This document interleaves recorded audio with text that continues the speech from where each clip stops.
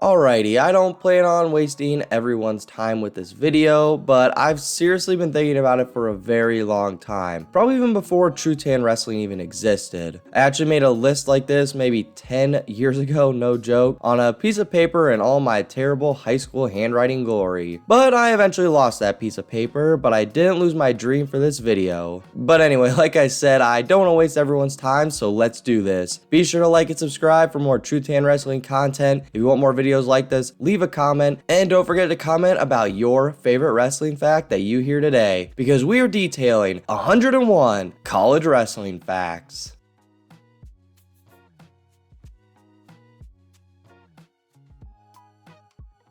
So NCAA wrestling technically started in 1928. There was organized wrestling prior to this, but 1928 was the first official year. The seeds everyone knows and loves to see during the bracket show for any NCAA tournament didn't even exist for a few years on the wrestling landscape. It took until 1940 before the NCAA started seeing the field, but it was only the top 3. It became top 4 seeds just a year later at the event. The first team to win nationals was Oklahoma A&M, otherwise known as Oklahoma State. Oklahoma A&M won the first 4 national titles before Indiana University dethroned them in 1932, where the host school was indeed Indiana University. This was Indiana's first and only NCAA title. Speaking of teams that have only won 1 national team title, they are, once again of course, Indiana, and then there is Ohio State, Michigan State, Arizona State, Northern Iowa, and then the only non-D1 school to win an NCAA title in the D1 NCAA landscape was Cornell College. Not the Ivy League powerhouse in Ithaca, New York, but Cornell College in Iowa. They won this title in good old 1947. For a few years, when the NCAA split to Division 1, 2, and 3, they allowed the D2 and D3 champs to get an at-large bid into the D1 tournament. With that said, one of the most successful wrestlers ever is Carlton Hasselrig, who wrestled for the University of Pitt Johnstown. He was a 6-time national champion, 3 in Division 2 and 3 in Division 1. Truly a legend. Oklahoma State has the most D1 team titles to date, with Iowa in 2nd and Penn State in 3rd. However, even though Oklahoma State does have the most titles, Iowa has the longest winning streak of D1 team titles, with 9 in a row from 1978 to 1986. Since the start of the tournament, the NCAA has changed weight classes 14 times. The longest stood weight class system is actually the current set of the field, which has lasted for 25 straight years. For those who don't know, heavyweight is currently maxed out at 285 pounds. However, there used to be a time where you could weigh, well, unlimited, and there was no weight cap. The first season where the NCAA implemented a weight cap was in 1987, and the weight was changed to 275 pounds. The former mentioned Carlton Hasselrig was the first champ at 275 actually. To go on the other side of the weight spectrum, the lowest weight class ever was 114 pounds, but it only lasted for 1 year, with the only champion being Arnold Plaza of Purdue at 114 pounds. The NCAA tournament is scored by points based on how far wrestlers advance and how dominant they are in their matches. In college wrestling, there is actually a possibility that you could score half a point for your team if you get a regular decision win on the consolation side of the bracket. Penn State currently holds the all-time scoring record set this past season in 2024, the record being 172.5 points. The previous team to hold the record was Iowa with 170 back in 1997. Speaking of the 1997 Iowa Hawkeye team, they were truly something special. In NCAA wrestling, there is 10 weight classes, and they were one of the few teams ever to win half of those weight classes, securing 5 individual national titles. The first team to do it was, once again, Iowa, but in 1986. Then Oklahoma State, led by John Smith in 2005, also had 5 individual national champions. Then the last 2 teams to secure 5 individual national champions were both run by Penn State.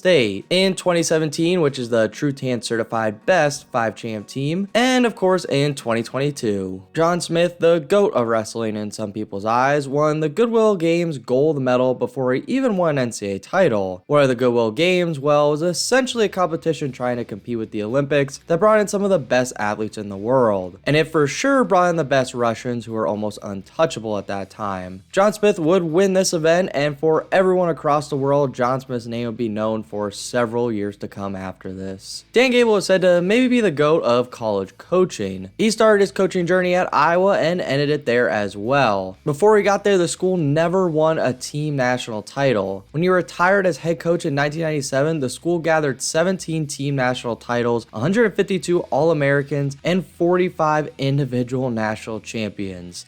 Wow. This is a long list of facts, so I'll throw this one in there as well. Dan Gable was on the Joe Rogan Experience podcast, so check it out. Henry Cejudo, an Olympic and UFC champion, never wrestled in college. He is probably one of the biggest what-ifs ever in college wrestling. Aaron Pico is another massive college wrestling what-if as well. He was one of the biggest recruits coming out of high school. He beat three-time national champ and an eventual Hodge Trophy winner in Zane Rutherford in a pretty dominant fashion in freestyle, along with making the Olympic trials finals in 2016 at the age of 19. He currently competes in Bellator now. The Hodge Trophy is essentially the Heisman for college wrestling. However, this award is voted on after the season, and is voted on by former winners. The trophy is based on dominance, record, and sportsmanship, so usually the winner is someone who's undefeated and has the biggest bonus point percentage at the end of the season. The Hodge Trophy was started in 1995 and was named after Dan Hodge. Dan Hodge was the definition of an icon in the sport. He was a three-time national champ for Oklahoma with a stunning career of 46-0 with 36 pins. He pinned all of his national finals opponents along with never giving up a takedown. The first person to ever win the Hodge was TJ Jaworski of North Carolina. This was North Carolina's first and only Hodge winner in school history. Penn State currently has the most Hodge Trophy winners, with 4 different individuals gaining the honor, with Zane Rutherford and David Taylor winning the award twice. Cael Sanderson, the current coach for Penn State and former athlete of Iowa State, actually won the Hodge Trophy 3 years in a row when he was competing, from the year 2000 to 2002. The Hodge is an individual award, but it has been shared twice in its history. The very controversial 2021 award shared by Spencer Lee and Gable Steveson, and then in 2001 shared by Cael Sanderson and Simpsons College Nick Ackerman, which is a pretty cool story to read up on. Iowa, as in the state, has the most teams in 4 to win national titles. In second with 2 universities to win team titles is Oklahoma State and Oklahoma in their great state. However, Iowa's combined efforts still don't equal the same amount of titles as the great 2 universities in Oklahoma. Currently, there are 78 Division I wrestling programs, with Bellarmine finally getting into the running after being clubbed for several years. Mercyhurst is also transitioning from D2 to D1 as well, to bring the total to 79 in the very near future. Arkansas was one of the last states to sanction wrestling. However, they now have their own Division I program in Little Rock that got their first 2 All-Americans in 2024. Pennsylvania has the most Division I programs, with 11 schools sponsoring the sport. Many people argue in wrestling that duels should be the main driving force for college wrestling. Better fan experience, easier to follow, easier to sit down, and the list goes on and on. I don't think tournaments will ever go away, but it brings up a very good point. With all that said, this section might be a slight opinion, but what is the best duel in college wrestling? There's usually only 2 frames of thought. There's the first option, which is the duel, which depicts the 1986 Iowa versus Iowa State duel, or the duel of the century, which was Penn State versus Ohio State in the 2018 season. I'll let you all decide in the comment section below. Not too much of a fact here at number 32, but thought I'd mention it. Ohio State in 2018 was the best NCAA second place team in college wrestling history, scoring 134.5 points, which no second place team has ever done. That total would have won every NCAA championship until 1985, when Iowa set the scoring record of 145.5 points, which, as we all know, was later broken by Iowa. The only team to ever reach the honor of 10 All-Americans, aka All-American at every single weight class, was the Minnesota Gophers in 2001. However, they didn't have a single finalist this year and went 0-6 in the national semifinals, but still won the tournament. This entry is a little bit of a fun one, because from 2001 to 2011, it was truly an NCAA wrestling nerd's dream. In 2001 and 2002, Jay Robinson finally did it, taking out Iowa, bringing home the trophy to the Gophers. Gophers, along with the first and only 10 All-American team. Then for a 4-year span from 2003 to 2006, Oklahoma State won, led by the legend John Smith, with 2005 being Oklahoma State's only 5-champ team. Then Minnesota would do it again in 2007, win it all, before Tom Brands would win his first of 3 titles as head coach from 2008 to 2010. All before the Cael Sanderson era of college wrestling at Penn State would start, winning the national title in 2011, in good old Pennsylvania no less.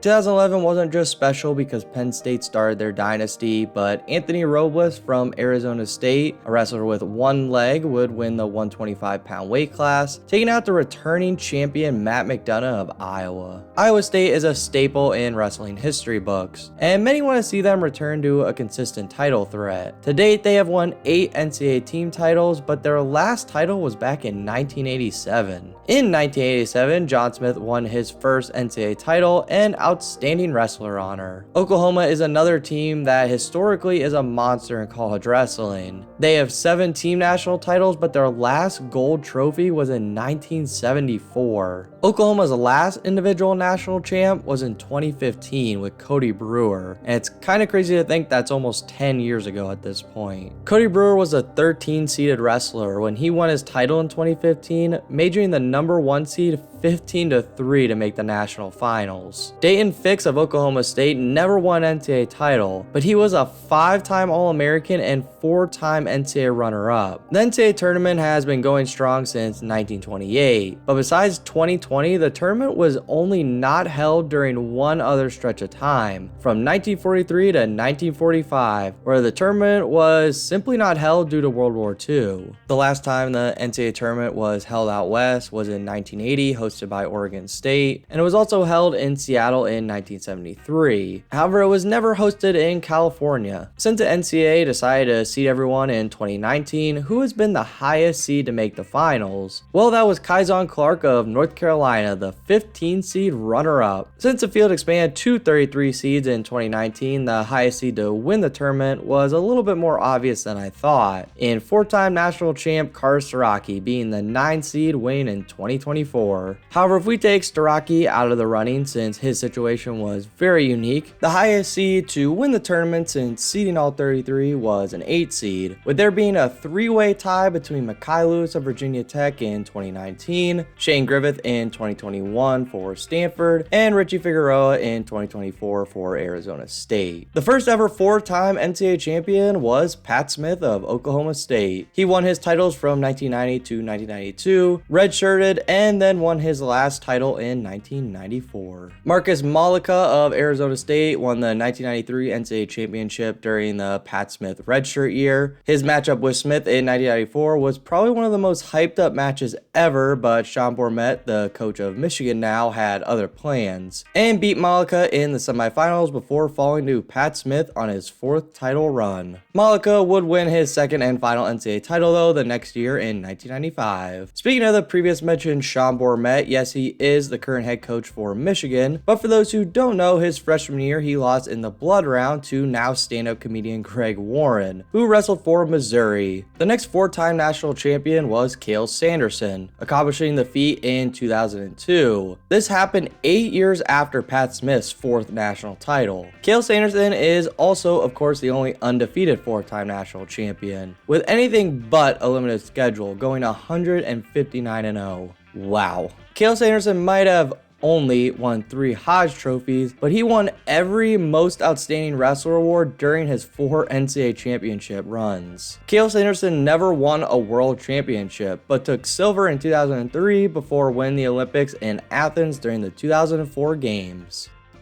Compared to today's standards, Cael Sanderson retired pretty early and got into coaching right after the 2004 games, where he coached at Iowa State. Cael Sanderson became the head coach of Iowa State in 2007, spending 3 years there, before going to, you guessed it, Penn State University. So far during Cael Sanderson's 14 years at Penn State, there has been only 3 times he didn't finish with a team trophy, and only 4 times they didn't win the whole tournament. Those were 2010, his first season as head coach, which was a heavy redshirt year, 2015, known as the punt year, gearing up for Jason Knoll, Bo Nickel, and redshirting some of their key players, 2020 due to COVID cancellation, and then 2021 where Iowa finally took out Cael Sanderson's Nittany Lion team. One of, if not the most famous wrestler Cael Sanderson ever wrestled was Daniel Cormier, the future world bronze medalist and UFC champion. Cormier started his career at a community college in Kansas where he went undefeated in JUCO before transferring to Oklahoma State for his final 2 years of eligibility. Once Daniel Cormier got to Oklahoma State, he would become a national runner-up in 2001. The third ever 4-time national champion was Kyle Dake of Cornell, who did something that was never done before and might never be repeated. He was a 4-time national champion at 4 different weight classes: 141, 149, 157, and 165 during the years of 2010 to 2013. Cornell was also the first school to have multiple 4-time national champions, with Yanni Diakomahalis doing it a few years later in 2018 to 2019, and then 2022 to 2023. The only other team to have multiple 4-time NCAA champions is Penn State, who captured that feat in 2024, with both of their wrestlers grabbing their 4th title at the same night, Karis Doraki and Aaron Brooks. The next 4-timer after Kyle Dake was Logan Stieber of Ohio State, giving the Buckeyes their only 4-time national champion. Logan Stieber won his 4th national title in 2015, which was the same Ohio State team that won the university's first and only national title to date. 1989 was the last year Iowa didn't have a single finalist in the NCAA finals. NCAAs was held in Michigan in 2007 at the Palace of Auburn Hills, and then Little Caesars Arena in Detroit in 2022. But besides that, the Glove State only hosted NCAAs in 1934 and 1942, which means before Auburn Hills, there was a 65-year gap for Michigan fans. However, the 1942 NCAA championships were in East Lansing, with Michigan State actually taking home the 2nd place trophy that year. Rhode Island actually hosted the NCAA championships before, with the host school being Brown all the way back in 1931. Around 2002, the tournament was getting too big, so they had to move the event to larger spaces. Before this, it was mostly held at large college arenas like Carver Hawkeye Arena. Since the new era of having NCAAs at a larger venue started, the only state to host once was Nebraska in 2010, when the tournament was in Omaha. States like New York, Missouri, Iowa, PA, Oklahoma, Michigan, and Ohio all have or are officially going to have multiple NCAAs in their state. Ohio being the only one on that list that has not yet had 2, but officially will have 2026's NCAA championships back in Cleveland. In 2024, the NCAA decided to remove a team trophy from the field. The NCAA tournament used to give top 4 teams a trophy. Like, I don't know, probably to match March Madness's Final 4 field, which seems pretty fitting to me, but now they scale it back to 3 teams get a trophy, apparently saving $1 million for the NCAA. Many people argue that college wrestling and wrestling in general in the States should switch to freestyle wrestling to compete with the best in the world. However, a lot of countries have different styles they compete in. Like, look at this crazy stuff from Mongolia. How cool does this look to do? Or there is also oil wrestling in Turkey, so yeah, we're not the only ones with a goofy style over here in the States. Speaking of different styles of sports, beach wrestling, yes, beach wrestling is a popular form of the sport growing, which is a mix of freestyle and Greco wrestling to my understanding. And then of course it's in, well, the sand. Women's wrestling is also officially sanctioned by the NCAA, with the first championships being in 2026. A huge staple in wrestling is what most people would call funk, which involves rolling around or rolling on your back in order to score, which at one point was seen very dumb in the sport. However, Ben Askren, a 2-time Hodge Trophy winner and former wrestler for Missouri, made this very popular and showed people that you can win and win at a high level using funk. And now it is almost impossible to be successful in the sport without using a little bit of it. I know this is a college wrestling fact video, but apparently wrestling is known as the world's oldest sport, going back to BC times. Wrestling was also one of the original Olympic sports. Wrestling programs in college are one of the cheapest to start, and usually the sport ranks top 5 in revenue due to this fact. Of all the 4-time national champs, they are all either competing on the international scene or coaching in college, except for Pat Smith, the very first 4-time national champ. Pat Smith actually helped start up and still helps with the state of Arkansas wrestling on the youth through high school scene. Derek Moore, the head coach of California Baptist, was a former walk-on to the UC and Davis program, and by the end of his career, he tech-falled his opponent in the national finals and won most outstanding wrestler. Minnesota, Wisconsin, North Dakota, South Dakota, Wyoming, Arizona, Tennessee, Missouri, Nebraska, Utah, Arkansas, and Oregon only have one public D1 wrestling program. The Big 12 is one of the largest wrestling conferences, but of the 13 schools and probably more to be added, only 4 of the schools are actually Big 12 teams, and soon to only be 3 with Oklahoma leaving the Big 12. The Big 12 Wrestling Conference doesn't even do an official dual team champ since there are so many different affiliates. The Big 12 technically doesn't even set their schedule. This is all on the team's preference for scheduling. The EIWA used to be the biggest conference in the sport, which was kind of fitting for being a pure wrestling conference. However, with the Ivy League schools making their own conference, they will still be large, but not the biggest. The Big Ten used to be the only pure conference that had every team sponsored for wrestling. However, with the conference realignment, this will not reign true anymore. The ACC Wrestling Conference has been a 6-team conference for a very long time in wrestling. However, with Stanford joining, the field will now jump up to 7. The image on the screen is a map showing every school that had D1 wrestling, aka no longer has D1 wrestling. The schools that still have wrestling are not included. Penn State has a string of winning at NCAAs, but they have yet to come close to the record of in a row NCAA team titles. Right now, Iowa has a record with 9 team titles in a row from 78 to 86. Oklahoma State has 7 from 37 to 42. Iowa had 6 in a row from 1995 to 2000. Penn State's longest streak is 4, tied with themselves and 2 other Oklahoma State team runs. The first ever NCAA champion, if they went in weight order, was Harold DeMarsh at 115 pounds, wrestling for Oklahoma State or Oklahoma A&M. Most freshmen weren't allowed to wrestle during their first year. This is why 4-timers weren't really a thing back in the 40s. However, the first ever 3-timer happened pretty early. Earl McCready won the unlimited weight class from 1928 to 1930, wrestling for Oklahoma A&M. Wyatt Cheat so far has been the only wrestler to All-American out of the rat tail match, aka the 33 versus 32 seed at the NCAA tournament. He's also the highest seed ever to play since they started 33 seed fields. John Smith actually became the head coach of Oklahoma State before his younger brother Pat Smith won his 4th title. So yes, Pat Smith was coached by his older brother as he became the first 4-time national champion. 12 teams have won the NCAA national tournament. However, if we go back to 2000, over 20 years ago now, only 2 new teams have entered that fold. Those 2 being Minnesota in 2001 and Ohio State in 2015. Actually, only 5 teams have won since the start of the 2000s, being Minnesota, Ohio State, Oklahoma State, Iowa, and of course, Penn State. In 1967, Portland State won the D2 NCAA title, and then placed 5th in the D1 NCAA tournament with a D1 individual champ in Rick Sanders at 115 pounds. The same season Ohio State won the national tournament was the same season Ohio State football won their last NCAA championship. Kevin Jackson, a legend in the sport, started his career